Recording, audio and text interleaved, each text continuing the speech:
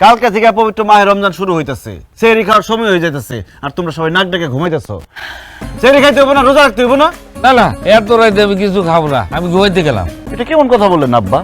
আপনি ঘুমাবেন মানে রোজা রাখতে হইব না? আমার তো ওই যে গ্যাস্ট্রিকের সমস্যা আছে, এই জন্য রোজা রাখতে পারি না। আর রোজাই যখন রাখতে পারি না, তখন ওই সেহরি খায় কি লাভ? জামাই বাবাজি, আমার তো ডায়াবেটিস, একটু পর পর খাইতে হয়, এই জন্য তো আমি রোজা রাখতে পারি না, এই জন্য আমি সেহরি খাবো না।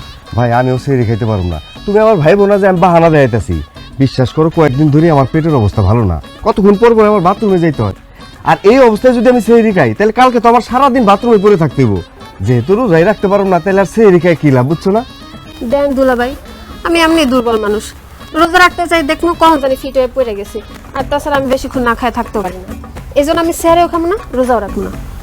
ময় মুরব্বী কেউ যখন রোজা রাখতেছে না, আমি একলা রোজা রেখে কি করুম? সবাই দেখা যাবো আমার সামনে গপ গপ করে খাইতেছে, অগো খাওন দেখা আমার খাইতে ইচ্ছা করবো, তারপর রোজাটা হালকা হয়ে যাবো। আমিও রোজাটা না রাখি।